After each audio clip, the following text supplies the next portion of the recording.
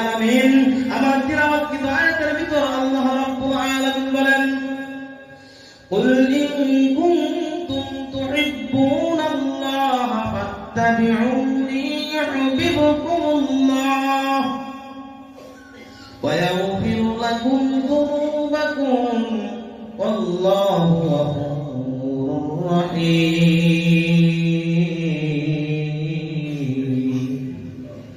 আল্লাহ রাব্বুল আলামিন বলেন হে রাসূল আপনি জানিয়ে দেন আমি রব্বুল আলামিনকে যদি তারা ভালোবাসতে চায় যেন আপনাকে অনুসরণ করে আতাত করে শুধু তাই নয় আমি তাদেরকে ভালোবাসবো, আমি তাদেরকে ক্ষমা করে দিব, আমি তাদেরকে মাফ করে দিব।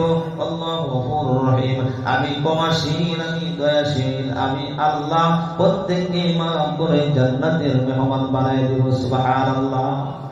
আল্লাহর পয়গম্বর বলেন লা ইউমিনু আহাদুকুম হাত্তা আকুনা আহাব্বা ইলাইহি মিন ওয়ালিদিহি ওয়া ওয়ালাদিহি ওয়ান নাসি আজমাইন। যতক্ষণ পর্যন্ত আল্লাহ এবং আল্লাহর রাসূলকে নিজের জীবনের চাইতে যৌবনের চাইতে বেশি ভালো না বাসতে পারবা সিটাগাঙ্গের মুসলমান, ততক্ষণ পর্যন্ত কাটি ইমানদার হওয়া যাবে না।